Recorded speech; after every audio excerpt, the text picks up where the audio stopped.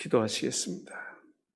존귀하신 주 하나님의 성령께서 우리 가운데 이 시간 강력하게 또 역사해 주셔서 우리에게 하나님께서 하나님의 나라, 우리가 있을 초소를 예비하기 위해서 주님이 준비하셨는데 그 나라에 그 아버지의 집을 채울 수 있는 그러한 열정을 우리에게 허락하여 주시고 또 우리가 이 성전을 가득 채우고자 하는 그러한 열심을 우리에게 허락하여 주옵소서. 오늘의 말씀 가운데도 주님 친히 임재하시고 역사하여 주옵소서. 예수님의 이름으로 기도하옵나이다. 아멘.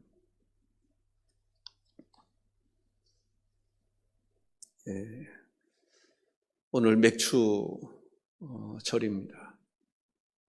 맥주절을 통해서 우리 감사가 주는 의미가 무엇인가를 좀 더 깊이 생각해보고 또 하나님의 말씀을 통해서 도전을 받을 수 있는 그런 시간 되시기를 바랍니다. 감사를 잘하는 사람들은요, 영적으로 성장한 사람들입니다. 감사를 잘하지 못하는 사람에 비하면 감사를 잘하는 사람들은 영적으로 건강한 사람들입니다. 여러분들 감사를 잘할 수 있는, 하나님이 우리에게 주신 은혜에 대해서 감사할 수 있는 것은 어떻게 보면 당연한 일입니다.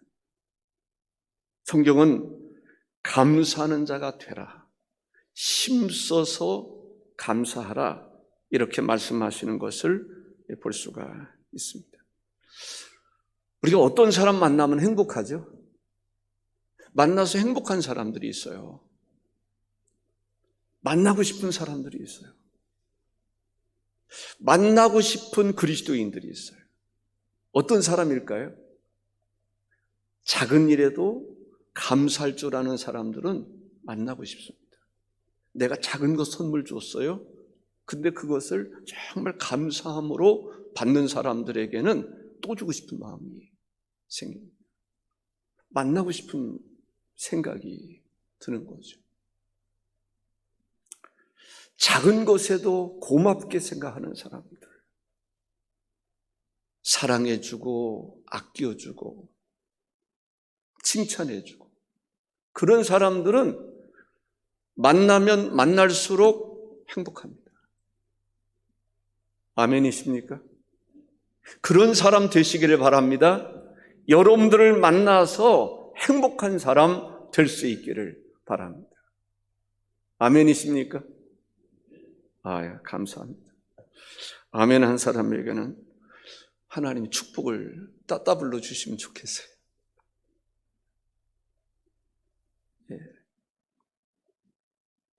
신앙생활도 마찬가지입니다. 하나님께서 기뻐하는 사람이라면 어떤 사람일까요? 하나님께 나올 때마다 감사함으로 하나님께 아뢰고 하나님을 찬양하고 하나님을 높여드리고 하나님께 영광을 올려드리는 그 사람, 주님은 기다리실 것 같아요. 그 사람 오기를 기다릴 것 같아요. 신앙생활도 교회 앞에 감사하고 하나님께 감사하고, 또 목사님들도 그럴 것 같아요. 저도 목사로서 받은 바 은혜에 대해서 감사할 줄 아는 사람에게는 더 주고 싶을 거예요. 그를 위해서 금식이라도 하고 싶을 거예요. 철야라도 하고 싶을 거예요. 아무리 힘들고 어려워도 그를 위해서 축복의 손을 들고 싶을 거예요.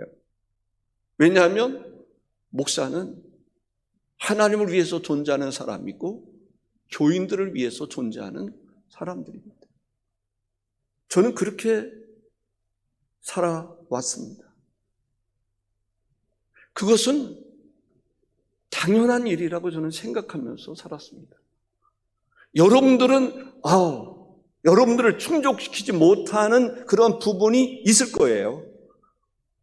그런데 저는 그렇게 생각합니다. 목사는 저는 솔직히 하나님을 위해서 존재하고 싶었습니다. 그리고 교회를 위해서 존재하고 싶었습니다. 나를 위해서 존재하고 싶은 생각이 없었어요. 지금도 그 중심에는 그렇습니다. 저한테 주님이 질문을 해도 저는 그 대답할 겁니다. 저는 예수를 한 이후로 또 목회를 하면서 저는 주님을 위해서 살고 싶었습니다. 교회를 위해서 살고 싶었습니다. 저를 위해서 살고 싶은 생각이 없었습니다.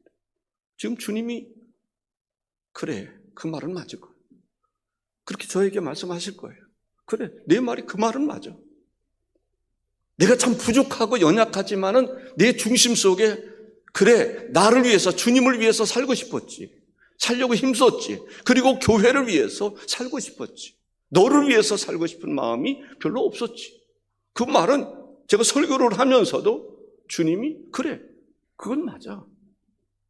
주님도 인정하시리라고 저는 생각을 합니다.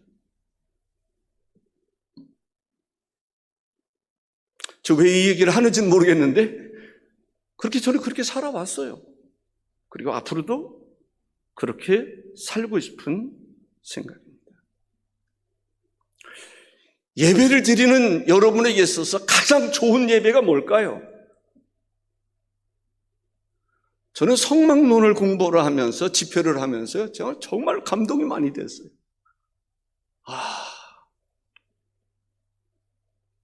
진짜 은혜가 그렇게 은혜가 됐을 수가 없어요.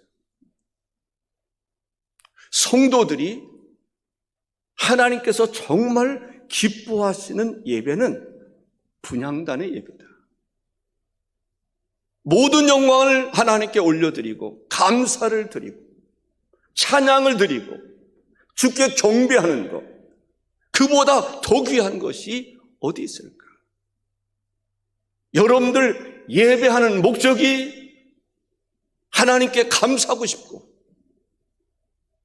하나님께 찬양을 드리고 싶고 하나님께 영광을 올려드리고 싶은 그런 마음으로 여러분들이 이 예배에 참여한다면 하나님이 얼마나 기뻐하실까?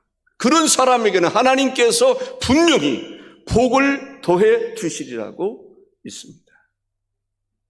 성도들은 감사하는 자가 되라 하신 말씀처럼 감사해야 돼요. 저는 사실은 처음 묵도를 할 때 두려웠어요. 하나님의 임재를 좀 더 느끼니까 진짜 두려운 마음이 들었습니다. 예배를 제대로 준비하지 못했다, 부족했다라고 하는 그런 마음에서 두려운 마음이 들었습니다. 그 하나님의 임재는 두려움입니다. 그런데 그 하나님의 임재를 좀 더 깊이 경험하다 보면 기쁨이 거기에 있습니다. 감격이 있습니다. 은혜가 있습니다. 주님의 임재, 그 앞에 우리가 감사를 드릴 수 있다면, 주님의 임재 가운데 그 임재하시는 주님을 찬양할 수 있다면, 그분 앞에 모든 영광을 올려드릴 수 있다면, 그것이 바로 예배가 아니겠습니까? 우리는 가르쳐야 됩니다. 배워야 됩니다. 감사를 가르쳐야 돼요. 감사하는 자가 되라 주님이 가르치지 않습니까? 우리도 자녀들에게 감사하는 자가 되라 가르쳐야 돼요. 그리고 배워야 돼요. 끊임없이 배우고 또 가르치고. 그래서 모든 교회가, 모든 성도들이 감사하는 자가 되어야 될 줄로 믿습니다. 아멘이 들리면 좋은데, 마태복음 28장 20절에 이렇게 말씀합니다. 내가 너희에게 다 같이 읽습니다. 내가 너희에게 분부한 모든 것을 가르쳐 지키게 하라. 볼지어다 내가 세상 끝날까지 너희와 항상 함께 있으리라 하시니라. 가르쳐 지키게 하라. 기도를 잘 하시려면 기도 배워야 됩니다. 성경을 우리가 좀 더 깊이 알려면 성경 배우셔야 됩니다. 하나님 앞에 찬양과 감사를 잘 드리려면 찬양하는 것도 감사하는 것도 배우셔야 됩니다. 배우지 않으면 제대로 할 수가 없습니다. 하나님 말씀을 배워야 좀 더 깊이 알 수가 있는 거죠. 감사도 마찬가지입니다. 하나님께 감사와 영광을 올려드릴 수 있는 여러분들 되시기를 바랍니다. 어떻게 하면 우리가 감사하는 자가 될까? 하나님을 기쁘시게 하는 자가 될까? 하나님을 영화롭게 하는 자가 될까?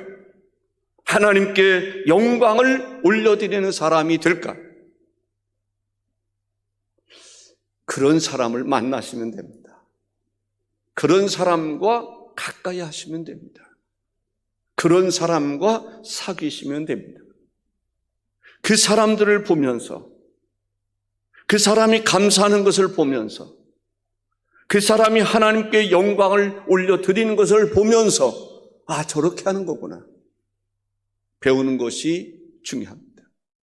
그런 모델이 될 수 있어야 되는데 그 모델이, 여러분이 그 모델이 되도록 한번 노력하는 것입니다. 도전하는 것입니다. 감사하는 자가 되라. 하나님께 정말 감사하고 찬양하고 영광을 하나님께 올려드리면 여러분들의 자녀들이, 여러분들의 자손들이 보고 배우게 됩니다. 불평하고 원망하면 자녀들이 그것을 보면서 배웁니다. 감사하는 자가 되는 그 모델이 될 수 있기를 주의 이름으로 축원합니다. 배우셔야 됩니다. 하나님 말씀을 통해서, 공부를 통해서 말씀을 읽으면서 배우셔야 됩니다. 그래서 중요한 것은 지식으로서만이 아니라 실제적으로, 습관적으로, 체질적으로 아예 감사하는 체질, 감사와 영광을 하나님께 올려드리는 생활, 그 습관이 되는 것이 중요합니다. 몸에 배도록, 몸에 젖어들도록 감사하고 기뻐하고 하나님께 영광을 올려드리는 사람이 될 때, 환난이 와도, 핍박이 와도, 고통이 와도, 실패가 와도 그런 가운데서도 감사할 수 있는 것입니다. 훈련되지 못한 사람은 핍박이 오거나 환난이 오거나 사업을 했는데 사업이 잘못되거나 어디다 투자를 했는데 손실을 보거나 그러면 갑자기 안색이 변하는 것을 볼 수 있습니다. 그렇다 할지라도 하나님께 감사가 되기 위해서는 좀 더 강도 있는 훈련이 필요하다라는 것을 알 수가 있습니다. 훈련이 잘 돼서 막대한 손실을 보았다 할지라도 그럼에도 불구하고 거기에서 하나님께 감사할 수 있는 그러한 성도가 되기를 바란다면 그게 욕심일까요? 주 안에서, 성령 안에서, 말씀의 능력 안에서 예가 된다고 하는 사실입니다. 여러분들 자녀들에게 교회에서도 가르쳐야 해요. 감사하는 것을 가르쳐야 됩니다. 이 시간을 통해서도 저는 가르치는 것입니다. 무엇을 통해서 가르칩니까? 하나님이 말씀하신 그 말씀을 통해서 감사하는 자가 되라고 가르치는 것입니다. 배우는 일에 투자하셔야 됩니다.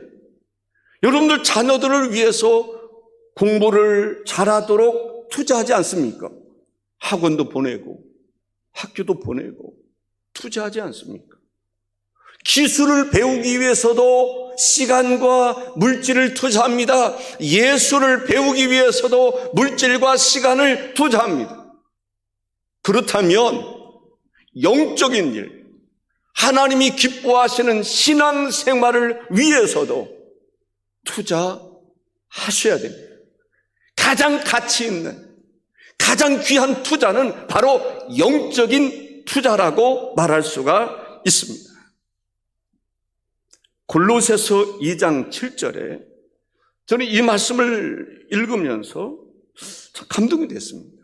어떤 면에서 감동이냐면 그 안에 뿌리를 박으며 세움을 받아 교훈을 받은 대로 믿음에 굳게 서서 뿌리를 내려야 됩니다. 세움을 받아야 됩니다. 교훈을 받은 대로 살아가야 됩니다. 믿음에 굳게 서야 됩니다. 그렇게 하면서, 그렇게 함으로 우리는 감사를 넘치게 하라. 뿌리를 박지 않으면 감사가 넘칠 수가 없습니다. 풍성한 감사가 이루어질 수 없습니다. 굳게 세워지지 않으면, 신앙이 굳게 세워지지 않으면 감사를 넘치게는 못합니다. 하나님의 말씀의 가르침을 받은 대로 살지 못하면 감사가 넘칠 수 없습니다. 믿음에 굳게 서지 못하면 감사가 넘칠 수가 없습니다. 그렇게 할 때 넘치는 감사, 풍성한 감사, 하나님이 기뻐하실 만한 감사하는 삶을 살아가게 된다는 것입니다. 정말 하나님의 은혜 가운데 살면서도 은혜가 무엇인지도 모르는 사람들이 있습니다.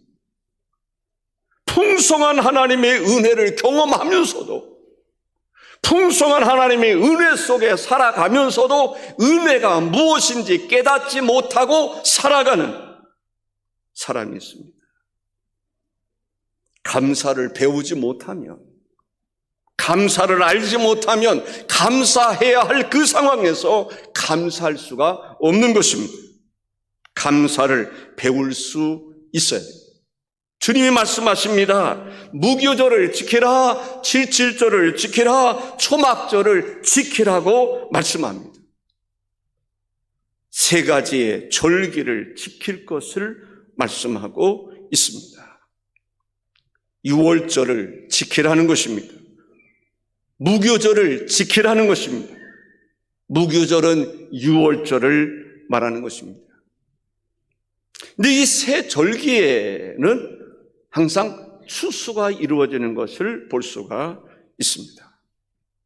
겨울에 씨를 뿌리면 초봄에 추수할 때가 있습니다. 바로 유월절은 그러한 절기 가운데 하나인 것입니다. 맥추절을, 칠칠절을 지키라고 말합니다. 또 봄에 씨를 뿌리는 경우들이 있습니다. 밀과 보리가 바로 그런 것입니다. 그럴 때 추수하게 됩니다. 그때 우리는 맥추절을 지킬 수가 있습니다. 늦은 가을에 추수할 때가 있습니다. 올리브, 무화과, 과일 종류가 아마 그때가 아닐까 싶습니다. 우리나라의 절기하고 이스라엘 절기는 잘 구분이 잘 안 돼서 정확하게 말씀드릴 수는 없습니다만은 우리가 추수감사절을 하면 그 사람들이 볼 때는 아마 올리브나 이런 것들을 추수할 때라고 생각을 합니다. 저 이 부분에 대해서 사실은 강종인 목사님 좀 일찍 오면 물어보려고 사실 기다리고 있었어요. 왜냐하면 그래도 그곳에서 늘 생활하신 분들은 그걸 너무 잘할 것 같아서 실감 있는 그러한 설교를 하고 싶었었습니다. 1년에 3번의 절기를 지킬 것을 말씀하고 있습니다. 결론적으로 무슨 얘기를 하고 있습니까? 하나님께 감사하는 자가 되라라고 하는 말씀입니다. 사랑하는 성도 여러분, 하나님께서 우리에게 주신 은혜를 생각하면서 돌이켜보면 하나님께서 우리에게 은혜를 주신 것으로 보면 은혜가 얼마나 풍성한지 몰라요. 저는 짧은 인생을 살아가면서도요, 와, 얼마나 엄청난 은혜가 우리에게 있었는지 몰라요. 집시기 엮어가지고 팔던 시대를 저는 봤습니다. 여러분도 쥐 잡는하고 쥐꼬리 잘라가고 저는 쥐 가죽을 벗겨서 학교에다 제출한 적이 있습니다. 그것을 수출하기 위해서 쥐 가죽을 벗겨오라고 그런 적이 있었습니다. 저는 그것을 직접 쥐를 잡아서 가죽을 벗겨다가 학교에다 갖다 준 적이 있습니다. 군인들이 마을에 왔어요. 보니까 쥐 잡는다고 온 거예요. 몽둥이 들고. 쥐가 그렇게 농촌에서 문제가 됐을 때가 있었습니다. 봄에 감꽃 일찍 가서 죽는하고 일찍 일어날 때가 있었습니다. 감꽃을 주워서 먹기 위해서였습니다. 아카시아 꽃을 따서 훑어서 밀가루에다 버무려서 쪄먹던 그 시대가 있었습니다. 이른 봄에 추수하기 전에 논에 잡풀이 많이 나는데 풀씨가 많이 나는데 그 풀씨를 바가지로 훑어서 그것을 미숫가루 만들어서 먹었던 시대를 저는 경험했습니다. 메뚜기를 잡아서 그것이 양식이라도 되는 것처럼 메뚜기를 잡아 먹거나 개구리를 잡아서 먹을 때가 있었습니다. 그런데 지금 얼마나 풍성한 그러한 여유 있는 삶을 우리가 살아가고 있습니까? 제가 금산에서 목회를 할 때 집이 얼마나 추운지 노인들의 집에 가보면요, 방 안에 얼음이 얼었는데 얼음이 소복히 얼었어요. 너무너무 추웠어요. 그런 데서 노모를 모시고 살아가는 노인 할머니 집을 신방한 적이 있습니다. 그뿐이겠습니까? 우리에게 주신 은혜가 얼마나 더 이상 그 짧은 시대를 살아가면서 더 이상 얼마나 더 기대를 할 것이 있겠습니까? 풍성한 은혜. 그런데 그 은혜 속에 살아가면서도 그 은혜를 깨닫지 못하고 살아가는 사람들이 있음을 볼 수가 있습니다. 감사할 줄 아는 성도들이 되시기를 바랍니다. 무엇을 감사할 것인가? 유월절을 지키라고 말씀하고 있습니다. 이스라엘 백성들이 애굽에 들어가서 삽니다. 처음에는 그래도 행복했습니다. 애굽의 가장 비옥한 땅, 고센이라고 하는 그러한 땅에서 목양을 하면 양을 치거나 소를 기르면서 살았습니다. 그런데 그 땅은 자기 나라가 아니었습니다. 요셉을 알지 못하는 왕이 등장하면서 핍박하기 시작했습니다. 비참한 삶을 살 수밖에 없었습니다. 노예로서의 삶을 살아갈 수밖에 없었습니다. 자기가 자식을 낳으면, 아들을 낳으면 자기 부모가 자기가 그 아들을 죽여야 하는 그러한 비참함을 경험해야 했습니다. 그들이 부르짖을 수밖에 없었습니다. 그때 하나님께서 모세라고 하는 훌륭한 지도자를 보내셔서 그 모세를 통해서 이스라엘 백성들을 출애굽하게 하시고 애굽의 복종으로부터 자유케 하셨던 그 은혜를 그들이 경험했습니다. 그 은혜를 잊지 말아라.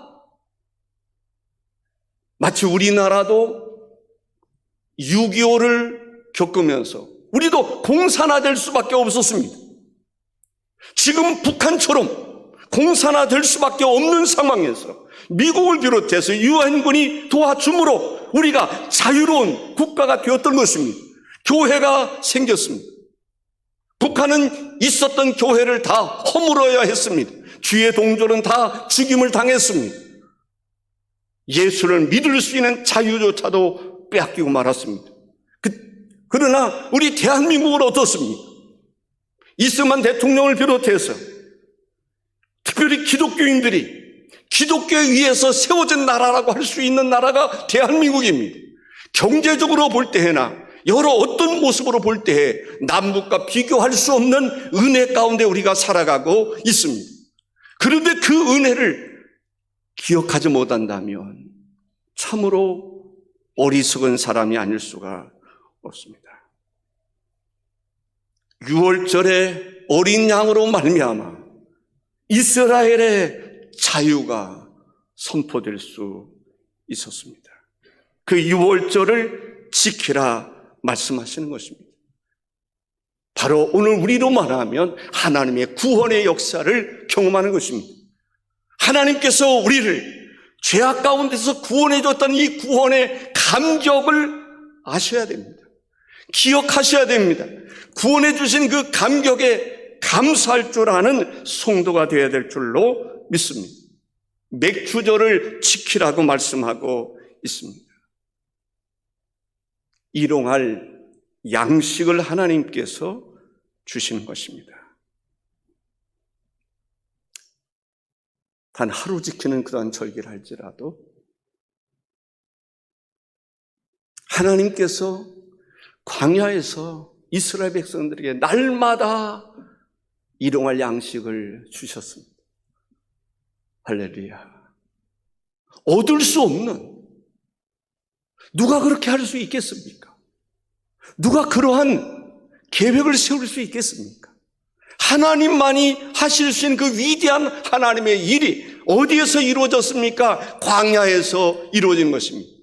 날마다 수고하지 아니하여도 하나님께서 만나를 내려주셨습니다. 때로는 메추라기를 주시기도 하셨습니다. 반석을 쳐서 생수를 얻게도 하셨습니다. 하나님께서 우리에게 일용할 양식을 주신 것, 그 은혜를 기억하라 라고 말씀하고 있는 것입니다. 초막절을 지키라고 말씀하고 있습니다. 초막절을 지키는데 제가 영상을 통해서 이렇게 보니까 지금도 산에서 뭐 이렇게 밭에서 초막을 짓거나 들에서 초막을 짓고 일주일을 지내는 사람들이 있더군요.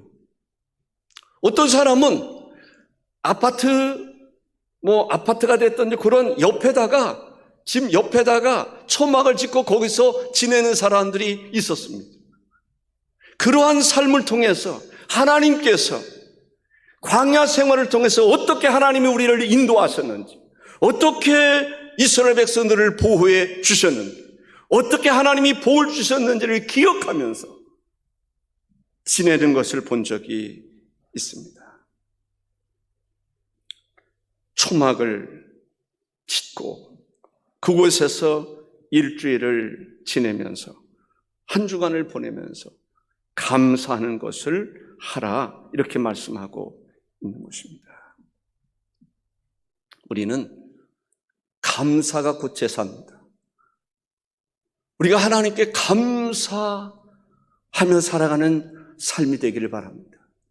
감사하며 살아가는 것이 곧 예배인 것입니다. 예배에서 감사가 빠지면 예배가 아니라고 말할 수 있을 거예요. 감사가 없는 예배, 하나님께서 기뻐하시겠습니까? 감사가 없는 예배, 그 예배를 하나님께서 원하시겠습니까? 우리는 감사함으로 하나님께 나아갈 수 있는, 감사할 줄 아는 성도가 되어야 될 줄로 믿습니다.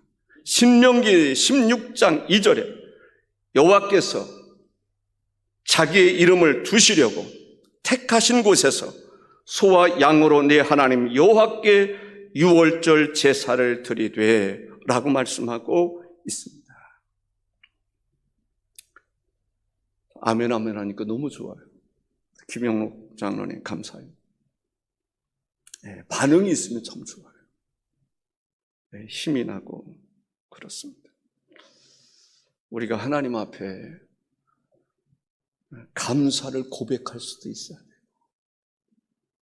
감사로 하나님께 나아갈 수 있는, 그 감사가 없는 예배는 진정한 예배가 아니에요.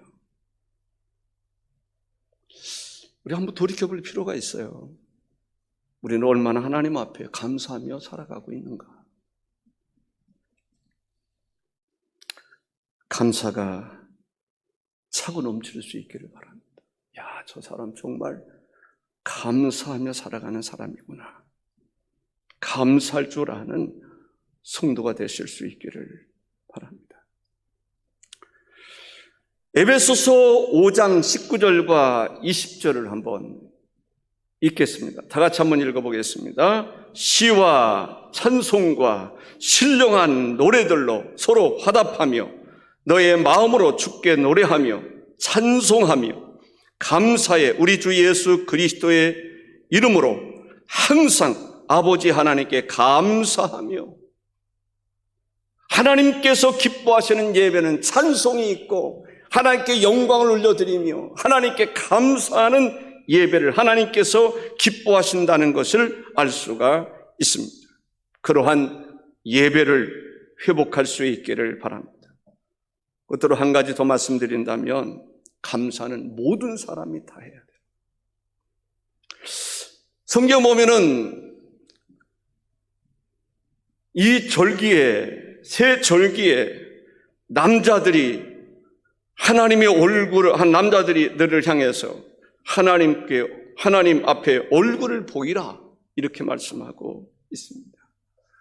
그러면 남자만 나갈 것이냐라는 것입니다. 남자는 그 가정의 대표를 이야기하는 것입니다. 유월절은 남자만 지키는 것이 아닙니다. 맥주절은 남자만 지키는 것이 아닙니다. 추수절은 남자만 지키는 것이 아닙니다. 여자도 지키는 것입니다. 가정 모두가 다 지키는 것입니다. 6월절에 어린 양을 남자만 먹은 것이 아닙니다. 모든 사람들이 함께 다 먹은 것입니다. 절기를 지킬 때 남자만 천막을 치고 텐트를 치고 가서 거기에서 절기를 지키는 것이 아닙니다. 가족 모두가 가서 지키는 것입니다. 남자들이 1년에 3번 얼굴을 보이라고 그러는 것은 그 가정을 대표로 한 사람이라고 볼 수가 있습니다. 다시 말씀드린다면 우리 모두가 하나님께 감사하는 자가 되어야 한다는 것입니다. 입으로만 감사할 것이 아니라 마음으로만 감사할 것이 아니라 여기서 막히려고 그러네요. 성경에 보면은 마태복음 6장 21절에 내 보물이 있는 그곳에는 내 마음도 있느니라 했습니다. 하나님 앞에 예배할 때 입으로만 감사하지 말고, 물론 하나님이 중심을 보십니다. 마음으로만 감사하지 말고 하나님께 물질로 감사하는 자가 되라라는 것입니다. 여수에 보면 애양원이 있습니다. 그것은 미국 남장로교 선교부가 나환자들을 위해서 지어준 곳입니다. 저도 그곳에 가서 그분들과 함께 예배를 드린 일이 있습니다. 코가 보니까 없고 손가락이 없고 그런 모습을 보니까 처음에는 물론 이제 그분들 다 나은 분들입니다. 근데 그분들이 악수를 딱 보니까 손가락이 없어요. 같이 예배를 드리고 식사를 하는데 어떤 사람들은 식사를 꺼리는 사람도 있대요. 그럴 수도 있다라는 생각이 들긴 했습니다. 제가 이 시간 말씀드리고 싶은 것은 그분들의 얼굴에서 진짜 해맑은 웃음을 보았습니다. 감사가 얼마나 넘치는지. 감사하는 자가 되라 라고 말씀하셨는데 그들이 그렇게 감사하는 자가 되라. 손양은 목사님 이야기하면서 그분이 어떠한 삶을 살았는지, 좀 간지 좀 됐습니다. 감격스러움을 받습니다. 제가 정확하게는 알 수가 없는데 그 몇 년도인가는 모르겠어요. 그 지역에 아마 그 교회가 한 200교회가 되었을 때가 있었는데 그 교회 그 중에 40교회를 나병 환자들이 헌금해서 감사헌금하고 헌신으로 헌금해서 개척을 했대요. 와, 건강한 사람도 그렇게 하기 힘든데 한센시병, 나병을 앓고 있는 그들이 그들이 돈이 어디서 나왔겠어요? 열심히 그들이 장사하고 돈을 벌어서. 건강한 사람이 돈 벌기가 쉽겠어요? 그들이 돈 벌기가 쉽겠어요? 건강한 사람도 할 수 없는 그 일을 그들이 해나갔다라고 하는 것을 들었을 때 감격스럽지 않을 수가 없습니다.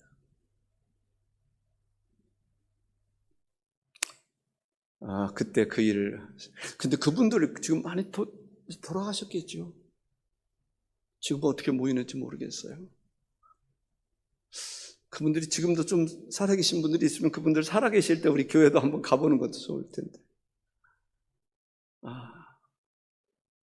그때 목사님들이 이렇게 같이 갔을 때 그분들하고 같이 예배드리고 식사도 같이 하고 그랬던 일이 있습니다.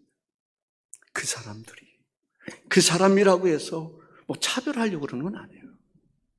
그렇게 힘들고 어려운 가운데도 하나님께 나올 때 감사함으로 나오는 거예요. 감사함이 있는 거예요. 그들의 입술에서 찬양이 있고 그들의 입술에서 감사가 있고 하나님께 무한한 영광을 올려드릴 수 있었다면 오늘 우리들에게 주신 은혜는 어떻게 보면 그들에게 주신 은혜보다 더 크다라고 말할 수 있지 않겠어요? 어제 한 분에게 나이가 드신 분이라서 그랬어요. 가끔 말씀드릴 때가 있습니다. 돌아가시기 전에 예수 믿으세요. 돌아가시기 전에 예수 믿으세요. 그분은 전도를 해도 잘 안 들어. 뭐라고 그러냐면 지금 건강이 조금 안 좋아서 교회를 가기가 힘들다는 거예요. 노인정은 매일 오면서. 그럼 1년 후에는 더 건강해집니까?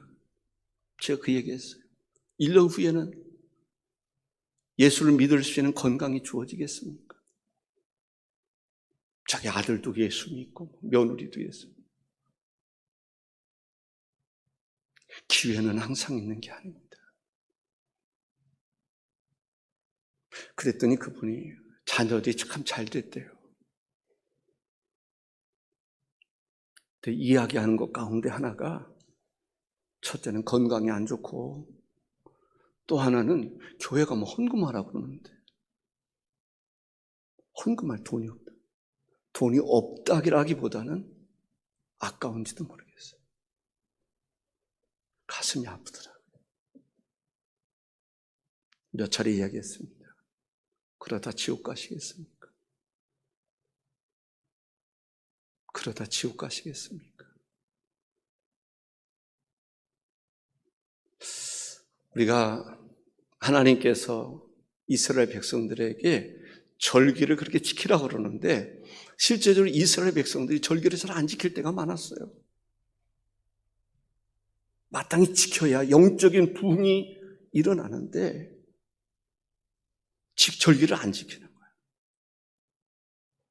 아까 애영원 같은 경우는 거기 성도들은요 거기서 그런 얘기를 하더라고요. 주일 낮이나 뭐 수일 저녁이나 금요 기도회나 모이는 숫자가 다 똑같다는 거예요. 새벽 예배 나오는 숫자나 주일 낮에 나오는 숫자나 수일 뭐 금요일 나오는 숫자가 똑같다는 100% 다 참석한다는 거예요. 그 얘기는 11조 생활은 뭐 안 하는 사람 없고 감사하고 그래서 그들이 어떻게 해서 하면은 이 땅에 교회를 세울 것인가?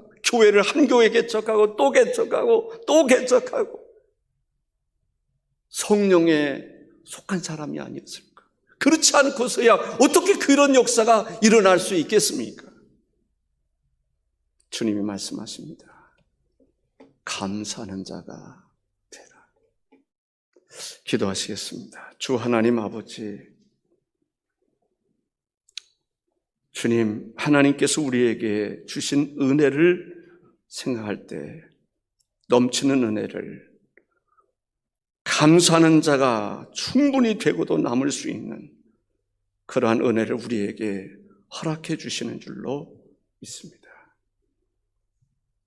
하나님은 예배하는 자를 찾으시고 감사하는 자를 찾으시고 그들에게 더 큰 감사의 조건을 주시고 은혜를 베풀어 주시는 것을 우리는 성경의 역사를 통해서 알 수가 있습니다.